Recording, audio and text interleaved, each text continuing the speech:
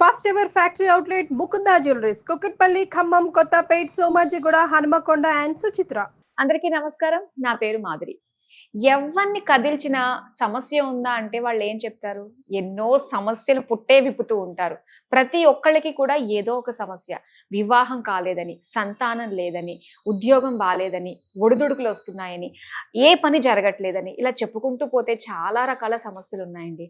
మరి ఈ సమస్యలతో బాధించడానికి గల కారణాలు ఏంటి? దీనికి సంబంధించి మనకి చాలా డీటెయిల్డ్గా తెలియజేయడానికి మనతో పాటు ఉన్నారు ప్రముఖ జ్యోతిష్య పండితులు బ్రహ్మశ్రీ నందిబట్ల శ్రీహరి శర్మ గురువు గారు. నమస్కారం గురువు గారు. వాగర్థావివ సంపృక్తౌ వాగర్థ ప్రతిపత్తయే జగదః పితరౌ వందే పార్వతీ పరమేశ్వరౌ సదాశివ సమారంభాం శంకరాచార్య మధ్యమాం అస్మదాచార్య పర్యంతం వందే గురు పరంపరాం ఆదిత్యాయ చ సోమాయ మంగళాయ బుధాయ చ కురు శుక్ర శనిభ్యశ్చ రాహవే కేతవే నమః. శృంగేరి జగద్గురు పీఠాధిపతులకి, కంచి పీఠాధిపతులకి నమస్కారములు తెలియజేసుకుంటూ కార్యక్రమాన్ని ప్రారంభిద్దాం. గురుగారు, నిజంగా ఎవరిని కదిపినా కూడా ఏదో ఒక సమస్య చెప్తూ ఉంటారండి. వివాహం జరగలేదని, పెళ్ళి అవ్వలేదని, ఒకవేళ పెళ్ళైనా కూడా సంతానం కలగలేదని, సంతానం కలిగిన వాళ్ళు సక్రమంగా పెరగట్లేదని, సంతానం ఉన్నా రేపు వాళ్ళు మమ్మల్ని ఇలాగ వృద్ధాశ్రమంలో జాయిన్ చేసేసారని, ఇలా ఏదో రక సమస్య ఉంటూనే ఉంటుందండి. అసలు ఈ సమస్యలు రావడానికి గల కారణాలు ఏంటి? ఒకప్పుడు ఇన్ని రకాల సమస్యలు లేవండి మనిషికి. ఈ రోజుల్లో మనిషి ప్రతి అడుగుకి కూడా ఒక్కొక్క సమస్య ఎదురవుతుంది. రీజన్స్ ఏంటంటారు అసలు? ప్రధానంగా మనం గమనించుకుంటేనమ్మా, మీరు అన్నట్టుగా ఒకప్పుడు ఎంతోమంది శాస్త్ర ప్రకారం నడుచుకునేవాళ్ళు. ఆ కారణం చేత దేవతా అనుగ్రహం సంపూర్ణంగా ఉండడం వల్ల ఒకప్పుడు అవే గ్రహాలు, ఇప్పుడు ఇవే గ్రహాలు. కానీ ఆ గ్రహ ప్రభావం అప్పుడు శాస్త్రాన్ని గమనించి వెళ్ళినటువంటి వాళ్ళని ఏ రకంగా ఇబ్బంది పెట్టలేదు. పైగా గమనించుకుంటే ఈ రోజుల్లో అనేక రకాల సమస్యలు, బండెడు సంతానం ఉన్నటువంటి వ్యక్తులు కూడా ఒక్క వ్యక్తి సంపాదనతో జీవితాలు నడిచినాయి. ప్రశాంతంగానే జీవించారు. మన తల్లిదండ్రులు ఎంత ప్రశాంతంగా జీవించారు. ఇప్పుడు మన స్టేజ్కి వచ్చేసేసరికి ఏమైపోయింది? ఉరుకు పరుగుల జీవితం. ప్రధానంగా లేస్తూనే అనేక రకాల సమస్యలు మానవుని చుట్టుముడుతున్నాయి. ఎంతమంది సంతానం ఉన్నా పెళ్ళిళ్ళు అయిపోయాయి. ఇప్పుడు ఎంతమంది కూడా పెళ్ళిళ్ళు కావట్లేవు. ఒకప్పుడు ఏదో 1-2 కులాల్లో తప్ప అందరికీ పెళ్ళిళ్ళు జరిగేటివి. కానీ ఇప్పుడు అన్ని కులాలలో ఇదే పరిస్థితి. వివాహం కావాల్సిన అబ్బాయిలకి అమ్మాయిలకి సరైన సంబంధాలు దొరకట్లేవు. ఏళ్ళు గడుస్తున్న వివాహాలు కాకుండా ఇబ్బందులు పడుతున్నటువంటి వాళ్ళు, వివాహమైన సంతానం కలగనటువంటి వాళ్ళు, అన్నీ బాగున్నా దాంపత్యం సరిగ్గా లేక. విచిత్రం ఏంటంటే 50 ఏళ్ళు గడిచిన తర్వాత 20-25 ఏళ్ళు సిల్వర్ జూబ్లీ దాంపత్య జీవితంలో ఉంటారు. గ్రే డైవర్స్ అని చెప్పి లాటరల్ ఏజ్లో దాంపత్య విభేదాలు కలిగి డైవర్స్ వెళ్తున్నారు. ఇలా కొంతమందికి అయితే అనేక రకాలుగా 4 పెళ్ళిళ్ళు 5 పెళ్ళిళ్ళు అవుతున్నాయి. అసలు సంతానం కలిగితే వంశోద్ధారకుడే పుట్టట్లేరు. పుట్టిన మానసిక శారీరక లోపాలతో జన్మిస్తూ ఉన్నారు. అనేక రకాల సమస్యలు. ముఖ్యంగా ఏ పని చేసినా కలిసి రాకుండా ఉంటుంది. గొప్పగా చదువుకుంటారు, కానీ చదువుకు తగ్గ ఉద్యోగం లభించదు. వీటన్నిటికీ కారణాలు ఒకప్పుడు ఉన్నా ఇప్పుడు ఎక్కువగా బాధిస్తూ ఉన్నాయి. ఏంటంటే మానవ జీవితంలో 5 రకాల దోషాలు, ఈ రకమైనటువంటి ఇబ్బందులు కలుగుతున్నాయి. 5 రకాల దోషాలు ప్రస్ఫుటంగా జాతకంలో ఉండడం వల్ల. ఏంటి ఆ దోషాలు అంటే? స్త్రీ శాపము, గురు శాపము, దైవ శాపము, సర్పశాపము, పితృశాపము. ఈ 5 రకాల శాపాలు ఉన్నటువంటి వ్యక్తికి ప్రశాంతత లేని జీవితం.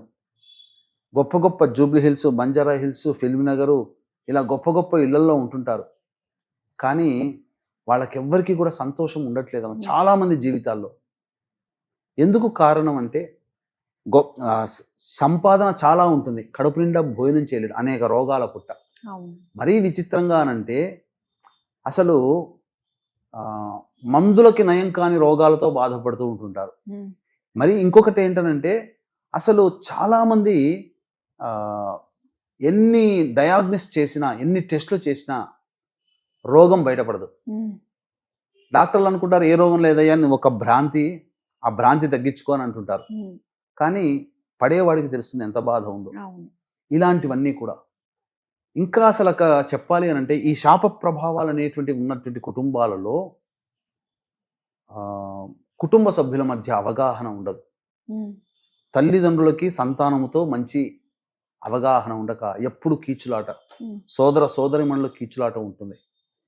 ఇలా అనేక రకాల సమస్యలకి కారణం ఈ 5 రకాల శాప ప్రభావాలమ్మ. ఇవి జాతకాన్ని అనుసరించి గత జన్మ కర్మదోష ప్రభావం ఉన్నప్పుడు ఇవి బయటపడతాయి. దానికి సంబంధించినటువంటి పరిహారాలు చేసుకున్నటువంటి మానవుడికి ఈ శాపాల నుంచి ఎప్పుడైతే బయటపడతాడో అప్పుడు అతని యొక్క జాతక చక్రశుద్ధి జరుగుతుంది. ఆ చక్రశుద్ధి జరగడం ద్వారా అతనుకున్నటువంటి రావాల్సినటువంటి యోగాలు, పట్టాల్సిన యోగాలు, రాజయోగాలు అన్నీ పట్టి అద్భుతంగా ఉంటుంటాడు. తినడానికి తిండి లేకుండా గడిచినటువంటి 30 సంవత్సరాల జీవితంలో వాళ్ళని చూస్తున్నాము. అకస్మాత్తుగా వాళ్ళ జీవితంలో పైకి ఎదిగారంటే వాళ్ళు చేసుకున్నటువంటి పరిహారాల ప్రభావం. ఎంత కష్టపడ్డా ఫలితం దక్కనటువంటి వాళ్ళకి ఈ పరిహారాలు చేసుకున్న తర్వాత కష్టానికి తగ్గ ప్రతిఫలం పొందుతారు. అది చాలు మానవుడికి. ఏదో ఎదుటివాడి సొమ్ము రావాల్సిన పని లేదమ్మా. కష్టపడిన కష్టానికి తగ్గ ప్రతిఫలాన్ని గనక మానవుడికి పొందితే చాలు, వాడు అన్ని రంగాలలో విజయాన్ని పొందుతాడు. ఇప్పటికీ ఎదుటివాడి సొమ్ము పక్కకు పెట్టండి, వాడి కష్టానికి వాడు తినలేకపోతున్నాడు ఈ రోజుల్లో. మరి ఇవన్నీ కూడా దోష ప్రభావాలు, ఇవన్నీ తెలియదు. ఇవన్నీ కూడా శాపాలకి వల్ల రీజన్స్ ఇలా ఇవ్వాలేనమ్మా, అంతే కదమ్మా. ఇప్పుడు మీకు ఉదాహరణకి చిన్నపిల్లలు భోజనం చేస్తున్నారు అనుకోండి, ఎవరైనా చూసి కన్ను దృష్టి పడితే చిన్నపిల్లలు అప్పటి నుంచి భోజనం చేస్తారు, ఆ దిష్టి తీసేంత వరకు ఆ పిల్లలు ముట్టారు. ఒక మానవుడి కంటి చూపుకి అంత ప్రభావం ఉంటే శాపాలు అనేటువంటివి కుటుంబంలో ఉన్నప్పుడు మరి ఆ ప్రభావం నుంచి బయట పడకపోతే మనిషికి మార్గం లేదు. అందుకే పరిహారాలు అనేటువంటి చేసుకోవాలి. దీన్ని దృష్టిలో పెట్టుకుని 2013 నుంచి ఈ 5 రకాల శాప ప్రభావాల నుంచి బయటపడడం కోసం ప్రతి నెల ఈ కార్యక్రమాలు చేయిస్తున్నాం. 1000 మందికి ఇప్పటిదాకా చేయించాం. అందరూ సంతోషంగా ఉన్నారు. అయితే గురువు గారు, నాకు ఒక సందేహం అండి. ఇప్పుడు అంటే చాలా మంది ఉంటారు ఇలాంటి పరిహారాలు చేసుకుంటే అన్ని కూడా చక్కబడతాయి అని చెప్పేసి. అంటే ఇప్పుడు ప్రజలు ఎవరిని నమ్మితే వాళ్ళు ఏదైతే పరిహారాలు సక్రమంగా చేసుకుంటే వాటి నుంచి బయటపడతారంటారు? అంటే నమ్మకంలో కూడా ఉంటుంది కదండి, వీళ్ళు సరైన వాళ్ళ, ఎవరి దగ్గరికి వెళితే వాళ్ళు ప్రాబ్లమ్ సాల్వ్ చేస్తారు అన్నది తెలుసుకోవాలంటే ఎలా తెలుసుకోవచ్చు అంటారు? ప్రతి వృత్తిలో ఉన్నాయమ్మా, మంచి చెడు ప్రతి వృత్తిలో ఉన్నాయి.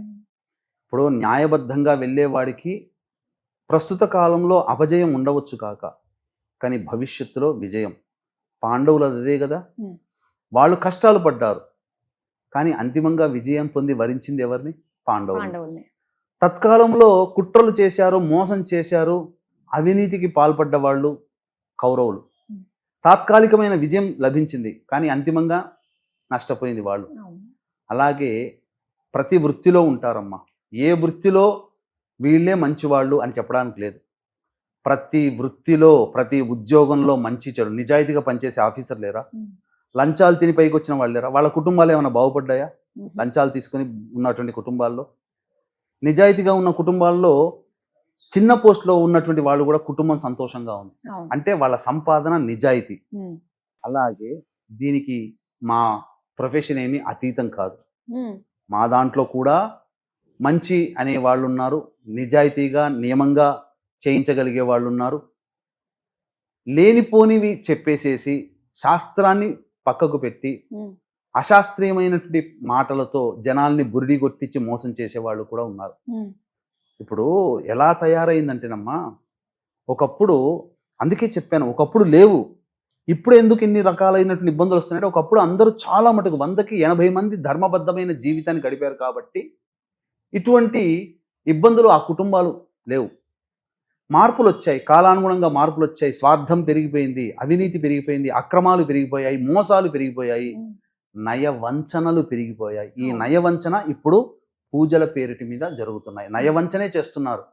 ఎలా అంటే ఈ పితృశాపానికి కొన్ని లక్షణాలు ఉన్నాయి. ఈ స్త్రీ శాపానికి, పితృశాపానికి, దైవ శాపానికి, సర్పశాపానికి, గురు శాపానికి, ఈ 5 రకాల శాపాలకి జాతకరీత్యా ఉన్నటువంటి కొన్ని సిగ్నిఫికెన్సెస్ ఉన్నాయి.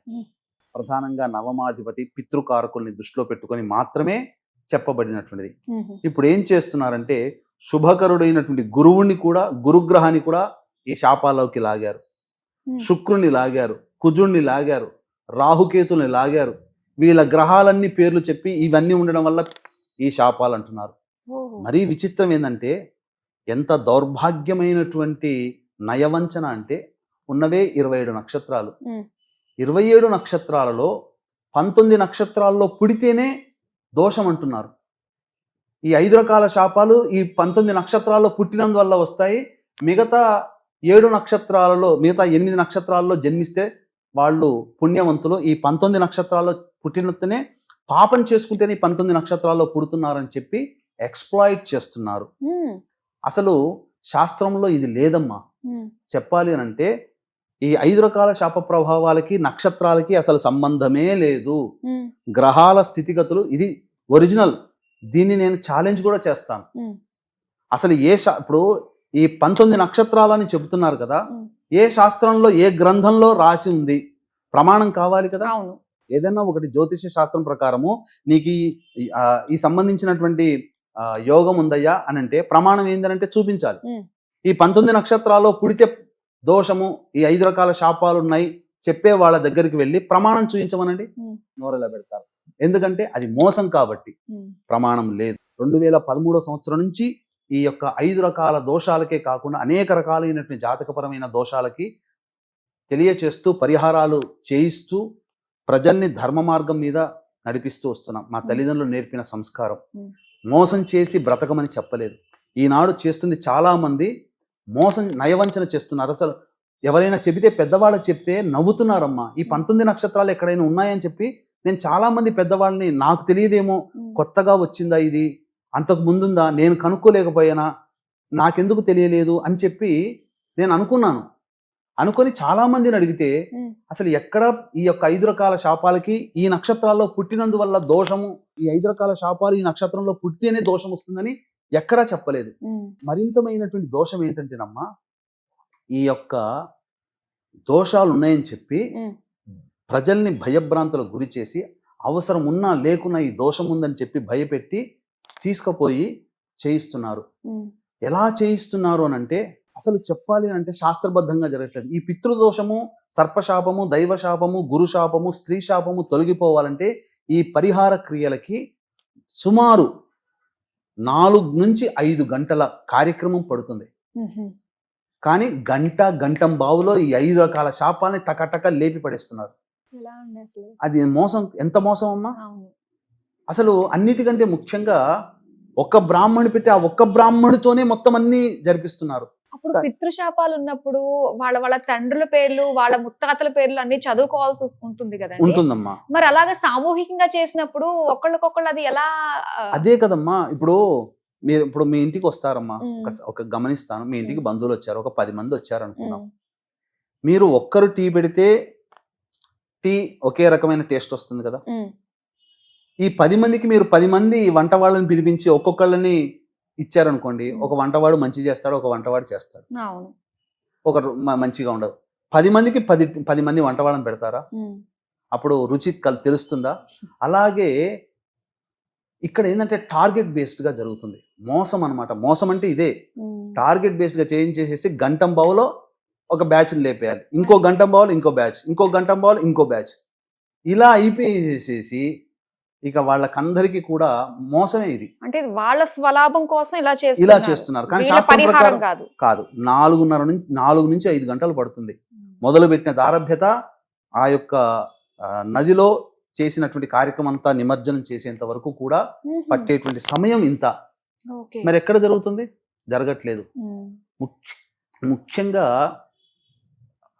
ఈ పంచకలశారాధన ఇవన్నీ ఎట్లా అంటేనమ్మా, ఇప్పుడు ఎలా జరుగుతుందంటే ఒక పెద్ద గుండ్రంగా కూర్చొని ఒక మైదానంలో కూర్చొని, ఒక మైదానంలో ఒక క్రికెట్ టీం ఆడితే బాగుంటుంది, ఒక మైదానంలో 10 జట్లు ఆడితే ఎట్లుంటది? ఏ జట్టు బాల్ ఎక్కడ పోతుందో తెలియదు. ఫుల్ కన్ఫ్యూజన్ అసలు. 10 జట్లు అంటే 100 మంది అక్కడ ఆడుతుంటే ఎట్లుంటదమ్మా? అట్లా ఉంటుంది అక్కడ. తద్వారా గజిబిజితో చేసుకున్నటువంటి పోయాము, ఏదో చేసుకుని వచ్చామన్న వాళ్ళే చాలా మంది చెప్తున్నారు, మేమేదో మోసపోయాము, అనవసరంగా టెంప్ట్ అయిపోయాము, ఆ పూజల్లో మేము చేసుకొని టెంప్ట్ అయిపోయాము, కానీ మాకు సరిగ్గా జరగలేదు.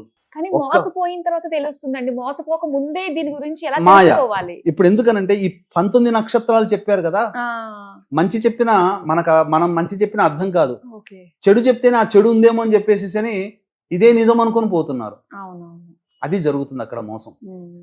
ఇది అంతేకాకుండా గణపతి పూజ, పంచకలశ ఆ దేవత ఆరాధన, పితృదేవత ఆరాధన అసలు శాస్త్రబద్ధముగా ఈ నారికేళములో హ్మ్. పితృబంధనము చేసి ఆవాహన చేయట్లేదు. అక్కడ పితృబంధనమే జరగట్లేదు. హ్మ్. జరగనప్పుడు అది ఏం తెలుస్తుంది? ఇప్పుడు బ్రాహ్మణులకైతే ఆ కార్యక్రమం తెలుస్తుంది, సామాన్యులకి ఏం సామాన్యులకి ఏం తెలుస్తుంది? తెలుస్తుంది? ఆ! ఏది చేసినా నమ్ముతున్నారు. అవును. ఇక తర్వాత త్రిపిండి శ్రాద్ధము జరుగుతుంది, తర్వాత పంచసూక్త పారాయణం జరుగుతుంది. మరొక గొప్ప విశేషం ఏంటంటే ఒక 10 నుంచి 15 మంది బ్రాహ్మణులు వచ్చి పంచసూక్త పారాయణాలు చేయాలి, మంత్ర పఠనం చేయాలి. హుహు. ఇలా మోసపోయి గంటం బావులో చేయించుకొని వస్తున్నారు కదా, అసలు వాళ్ళకి ఆ పారాయణమే జరగట్లేదు. తదనంతరం హోమం దగ్గర తక్కువలో తక్కువ 3 బ్రాహ్మణులు హోమ ద్రవ్యాలు వేస్తూ ఉండాలి. హ్మ్. ఇక్కడ మొట్టమొదలు పెట్టినవాడు ఒక బ్రాహ్మడు, ఆ బ్రాహ్మడితోనే అన్ని చేసేస్తారు. హ్మ్. ఎలా ఉంటుందంటే కలగా పులగం లాగా ఉంటుంది, అసలు సరిగ్గా జరగదు. ఇప్పుడు ఆ ఒక పెళ్లికి వెళ్తారమ్మా, 1000 మంది వస్తారనుకోండి, తలా 100 మందికి ఒక వంటవాడిని పెడితే ఒక వంటవాడు మంచిగా రుచిగా చేస్తాడు, ఇంకో 100 మందికి వంట చెడిపోతుందిగా వాడు సరిగ్గా చేయలేకపోతే. అవును. వాడు అందరూ పర్ఫెక్ట్ మాస్టర్స్ ఉండరు కదా. హ్మ్. అట్లాగే తలా ఒక్కని పెడితే చేయించేవాడు ఉంటాడు, దానం తీసుకునేవాడు వచ్చి కూర్చొని చెప్తాడు. హ్మ్. వాడు చేయించేవాడా, దానం తీసుకునేవాడా, హోమం దగ్గర కూర్చొని మంత్రం చెప్పేవాడా, కార్యదక్షత ఉన్న బ్రాహ్మణుడా అని వీళ్ళకి ఏం తెలుస్తుంది? ఏదో 4 మంత్రాలు చదవగానే అయిపోయిందని అనుకుంటారు. అనుకుంటారు. సంకల్పమే చెప్పట్లేరమ్మా సరిగ్గా. హ్మ్. పితృ సంకల్పము, శుభ సంకల్పం, అశుభ సంకల్పం, ఇలా ఉంటుంది మోసం అనేది. హ్మ్. ఇంతకీ మోసానికి గురైన తర్వాత కూడా తెలుసుకోలేకపోతున్నారు. హ్మ్. అటువంటి సొమ్ము ఆ వ్యక్తులకి రాణించదు. హ్మ్. కుటుంబంలో సంతాన శోకం. ఒక మహా గొప్ప వ్యక్తి, ఇలాగే వృత్తిలో ఉన్నటువంటి వ్యక్తి అక్రమంగా వచ్చిన వాళ్ళకి, లేని వాళ్ళకి ఇలా దోషాలు చెప్పడం వల్ల తన సంతానాన్ని నష్టపోవాల్సి వచ్చింది. హ్మ్. పోతూ పోతూ సంతానహీనుడైపోయాడు. హ్మ్. ఇవన్నీ పాపాన్ని మూటగట్టుకోవడం.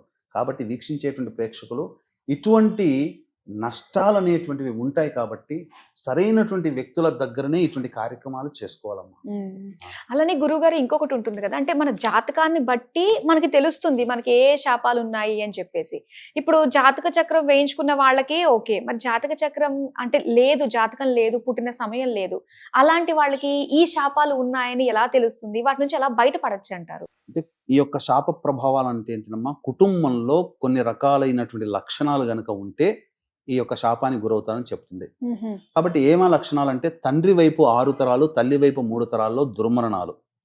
అంటే road accident, fire accident, suicide attempt, నదిలో బావిలో పడి చనిపోవడం, ఇంట్లోంచి వెళ్ళిపోవడం, లివర్ ఫెయిల్యూర్, కిడ్నీ ఫెయిల్యూర్, క్యాన్సర్తో చనిపోవడం, ఓహో! 60 సంవత్సరాల లోపల ఏ విధంగానైనా చనిపోయినా, సంబంధం లేకుండా ఎలా చనిపోయినా, అలాగే ప్రధానంగా కాలసర్పదోషంలో జన్మించిన, కరోనాలో చనిపోయినా, హ్మ్. అలాగే చనిపోయిన తర్వాత పిండ ప్రదానాలు చేయలేకపోయినా, హ్మ్. ఇంట్లోంచి వెళ్ళిపోతారు, బతికున్నారో లేదో తెలియదు, చనిపోతారు, వాళ్ళకి సంస్కార క్రియలు ఉండవు, అలా ఉన్నా. అంతేకాకుండా కొన్ని లక్షణాలు కుటుంబంలో అంటే తరచూ ప్రమాదాలకు గురవుతున్నా, నరదృష్టి, నరఘోష, ప్రయోగ బాధలకి గురవుతున్నా, హుహుహు. అలాగే మందులు కాని నయం కాని రోగాలతో బాధపడుతున్నా, ఎన్ని టెస్టులకు వెళ్ళినా ఆ టెస్టులు బయటపడవు, హ్మ్. అంతా బాగుందంటారు కానీ అనారోగ్యంతో బాధపడుతున్నా, కుటుంబంలో ఆడపిల్లలే సంతానం ఉంటారు, పురుష సంతానం ఉండదు, హ్మ్. అటువంటి కుటుంబంలో, అలాగే కులాంతర మతాంతర వివాహాలు ఏ కుటుంబంలో జరుగుతాయో హ్మ్. ఆ కుటుంబంలో, మరియు సంతానము శారీరక మానసిక లోపాలతో జన్మించిన, హ్మ్. సంతానం సంఘ విద్రోహకర శక్తులతో ఉండి కారాగార శిక్షను అనుభవించిన, ఇవన్నీ కూడా ఈ 5 రకాల శాపాలకి గురయ్యే వాళ్ళ లక్షణాలు ఇలా ఉంటాయి. ఓకే. అంతేకాకుండా కుటుంబంలో, ఇంట్లో తరచూ జిల్లె పురుగులు, బొద్దింకల బెడద ఎక్కువగా ఉన్నా, హ్మ్. మరియు గోడలకి క్రాక్స్ వస్తూ ఉన్నా, హ్మ్. నల్లాలు ఎన్ని కొత్తవిగా మార్చినా మళ్ళీ బొట్టు బొట్టుగా కారుతూ ఉన్నా, ఓహ్! చేతిలోని ఆహారం తరచూ నేలపాలవుతున్నా, అలాగే తరచూ పెద్దవాళ్ళు కలలోకి వస్తున్నా, ఆ! తరచూ డైవోర్సులు అవుతూ ఉన్నా, సంతానం కలగకుండా ఇబ్బంది పడుతున్నా, ఏ ఉద్యోగంలో పిల్లలు స్థిరంగా లేకపోయినా, వీళ్ళతో పాటు పెళ్ళైన కుటుంబాలు కొన్ని ఉంటాయి, అవి చాలా పైకి వస్తాయి. కొన్ని కుటుంబాలు, కానీ కొన్ని కుటుంబాలు ఎక్కడ వేసిన గొంగడ అక్కడే ఉంటుంది. అటువంటి కుటుంబాలలో కాకపోతే ఎంతో గొప్పగా బ్రతుకుతారో ఒక అనాలోచిత నిర్ణయం తీసుకొని పూర్తిగా నష్టపోతారు. ఫ్లైట్లో తిరిగే వాళ్ళు సైకిల్ మీదకి వస్తారు.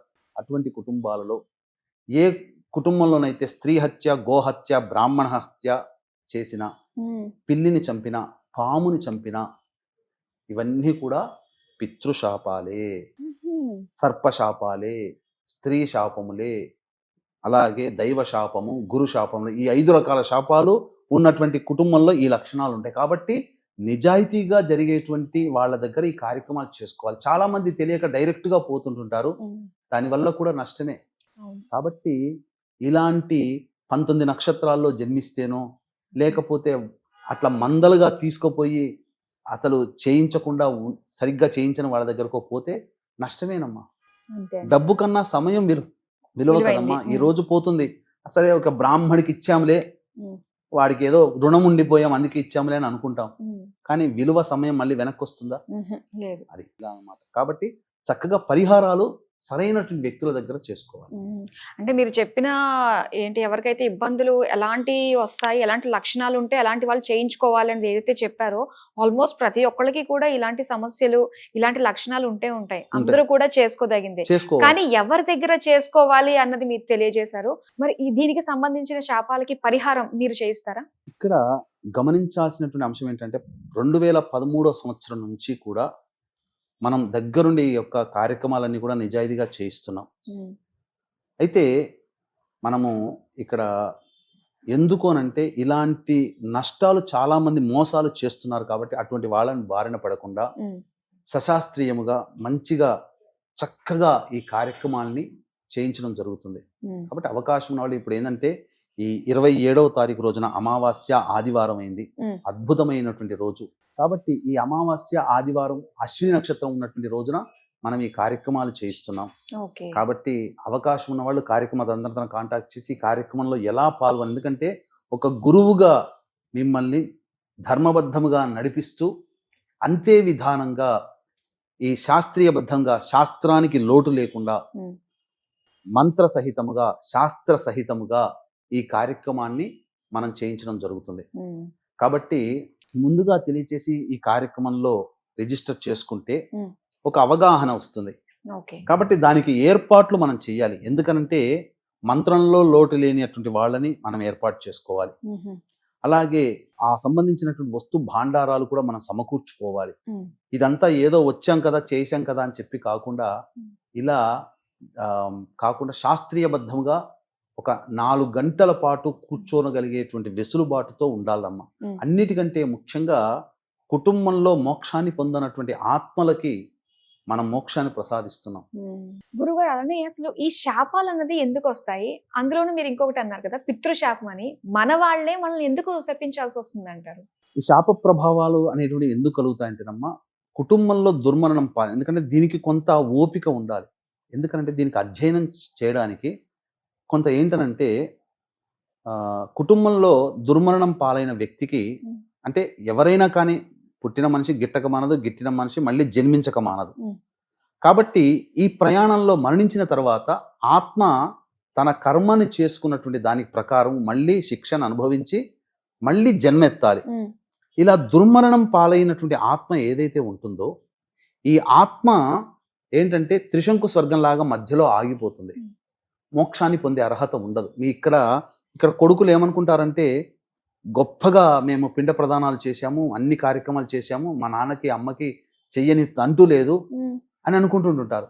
కానీ వాస్తవానికి దుర్మరణం చెందిన తర్వాత ఈ శాప నివృత్తి చేసుకోకపోతే ఆ ప్రేత త్రిశంకు స్వర్గంలాగా ప్రేత రూపాన్ని పొంది బాధని అనుభవిస్తుంది.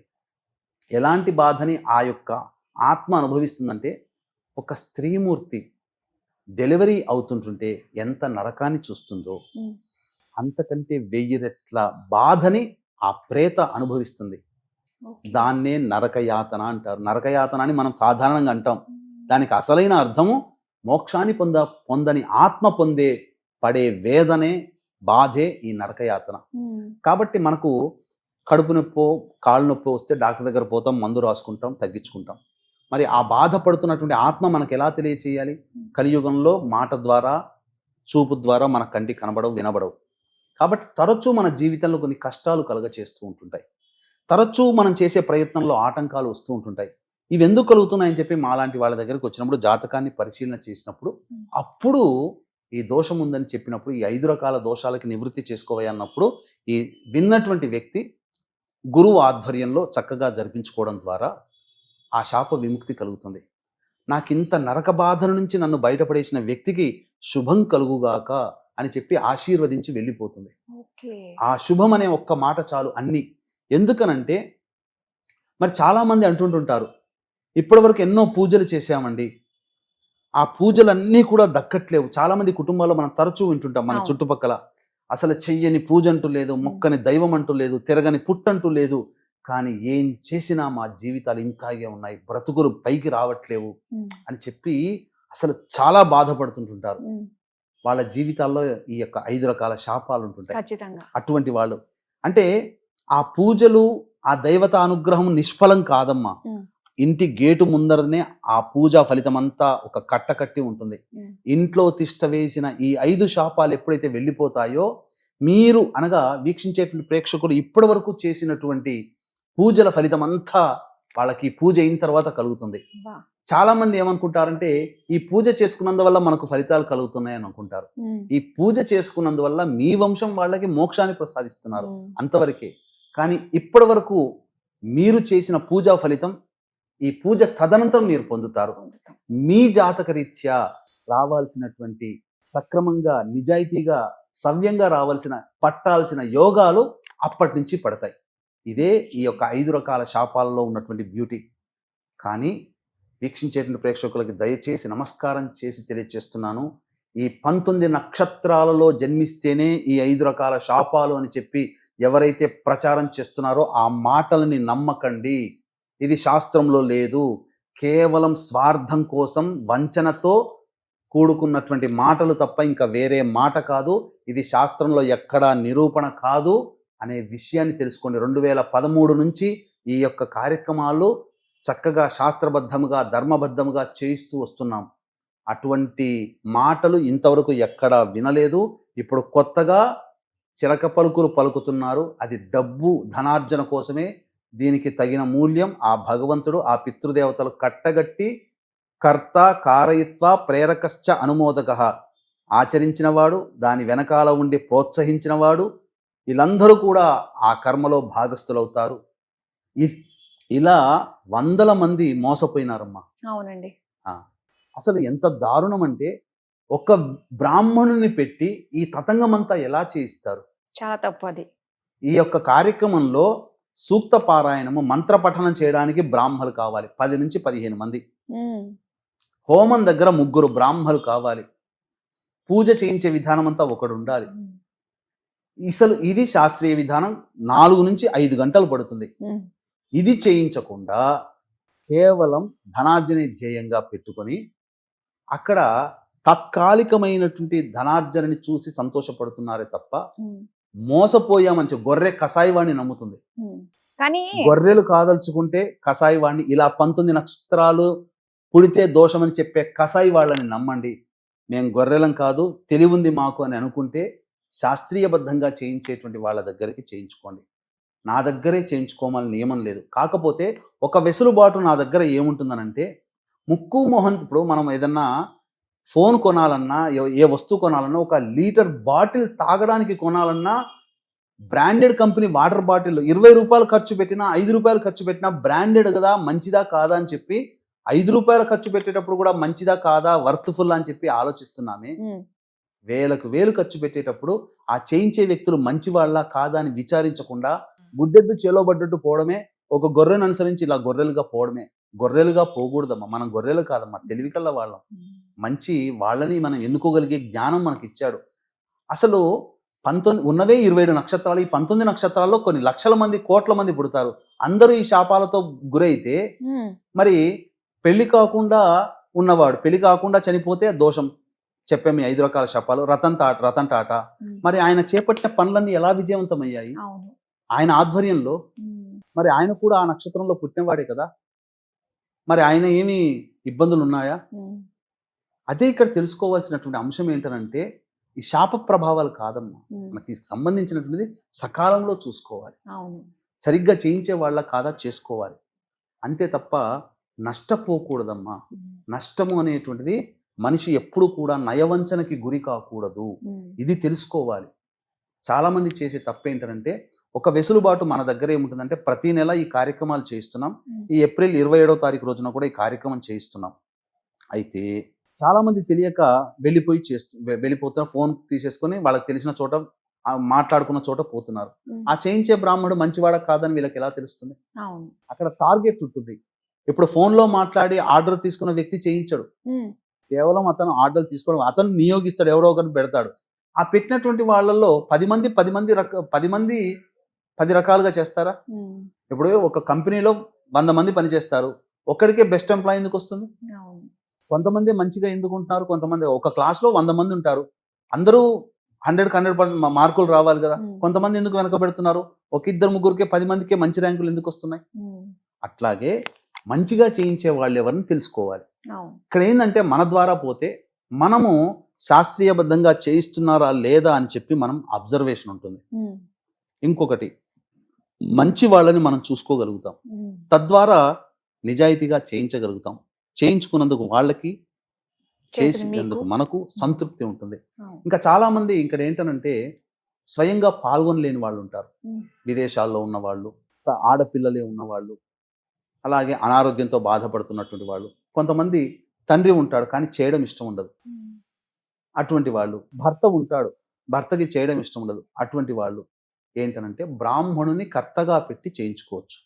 ఆ కాకపోతే ఫలితం ఆ లభిస్తుంది ఫలితం వాళ్ళకి. ఉంటుంది. ఇది దోషంతో కూడుకున్నటువంటిది. ఉమ్, ఏ బ్రాహ్మడు పెడితే ఆ బ్రాహ్మడు ఒప్పుకోడు. పైగా ఈ యొక్క కర్తగా బ్రాహ్మడు ఉండాలన్నా తండ్రి లేని బ్రాహ్మడే పెట్టాలి. ఇది ఇంకొకటి, మనం చేయించేది ఇతర రాష్ట్రాల్లో ఉన్నప్పుడు భాషా భేదం ఉండడం వల్ల ఉమ్, ఆ ప్రొనౌన్సియేషన్ సరిగ్గా ఉండదు. ఉమ్, అందుకనే కర్తగా పెట్టుకునేటువంటి బ్రాహ్మణులకి సంబంధించి బ్రాహ్మణులు పెట్టేటప్పుడు ఆ పూర్తి బాధ్యత నేను తీసుకుంటాను. ఉమ్, సవివరంగా వివరాలన్నీ నేనే తీసుకుంటాను. అక్కడ అన్ని ఆ వివరాలు ఆ వ్యక్తి వస్తే తన వాళ్ళ కోసం ఏ విధంగా పేర్లు గోత్రాలు ఇవన్నీ చెప్పి చేయించుకుంటాడో అదే విధానంగా నేను అక్కడ ఉండి చేయిస్తాను. ఉమ్, ఆ బాధ్యత ఫుల్ రెస్పాన్సిబిలిటీ కర్తగా పెట్టుకునేటువంటి వాళ్ళకి మాత్రం నేను తీసుకుంటాను. ఓకే. నా వాయిసే ఉంటుంది అక్కడ. ఉమ్, ముఖ్యంగా ఏంటనంటే ఇక్కడ కూడా చాలా లోటుపాట్లు. ఏంటంటారు? ఈ బ్రాహ్మణుని పెట్టేటువంటి విషయంలో కూడా మంచివాడా కాదని చూడట్లేరు, బ్రాహ్మడైతే చాలనుకుంటున్నారు. ఉమ్, ఇది ఉన్నటువంటి ప్రధానమైన లోపం. మనం వృత్తిలో ఉన్నటువంటి బ్రాహ్మణుణ్ణి తీసుకుని వెళుతున్నాం. ఉమ్, ఇది చాలా నియమంగా చేయాలి.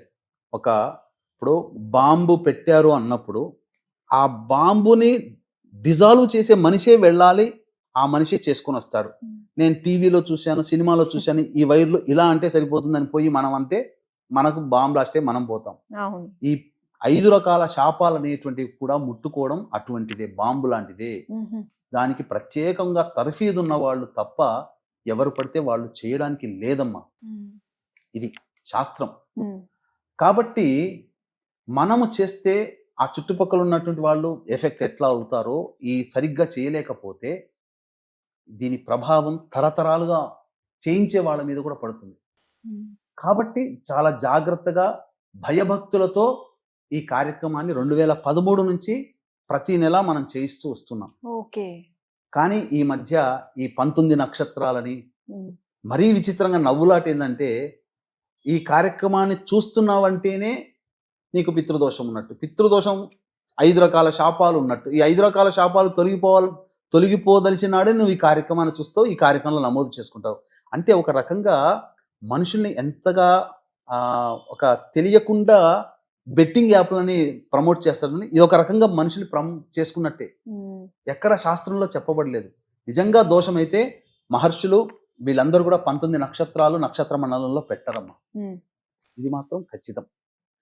ఇది చాలా శాస్త్రీయంగా చేయించదగినటువంటిది. కాబట్టి చక్కగా ధర్మబద్ధంగా ప్రతి నెలా జరుగుతుంది. అందున ఈ ఏప్రిల్ మాసంలో ఆదివారము అమావాస్య అశ్విని నక్షత్రంతో కూడుకున్నటువంటి రోజు కాబట్టి అద్భుతమైన రోజు. ఉమ్, చక్కగా ఈ కార్యక్రమంలో నమోదు చేసుకునే ప్రయత్నం చేస్తే దగ్గరుండి చక్కగా చేయిస్తాం. ఓకే గురుగారు, నిజంగా ఇది ప్రతి ఒక్కరికి తెలుసుకోవాల్సింది, ఈ వీడియో ప్రతి ఒక్కరికి షేర్ చేయాల్సింది కూడా. ఎందుకంటే ప్రతి ఒక్కళ్ళు మోసపోతూ ఉన్నారు. మీరు చెప్పినట్టుగా ఇది ఒక మంచి అవేర్నెస్ వీడియోలానే నాకు అనిపిస్తుందండి. సో ప్రతి ఒక్కరు కూడా గురుగారు చెప్పినట్టుగానే ఆ యోగ్యత ఎవరికైతే ఉంటుందో వాళ్ళ దగ్గరికి వెళ్ళి చేయించుకున్నట్లయితే మనకి ఏవైతే శాపాలు ఉండి ఏవైతే పనులు జరగట్లేదో అవన్నీ కూడా తదనంతరం వెంటనే మనకి జరుగుతాయన్నమాట. సో గురుగారు ఇంత చక్కగా మాకు వివరంగా తెలియజేసినందుకు ధన్యవాదాలండి. సర్వం శ్రీ ఉమామహేశ్వర పరబ్రహ్మార్పణమస్తు.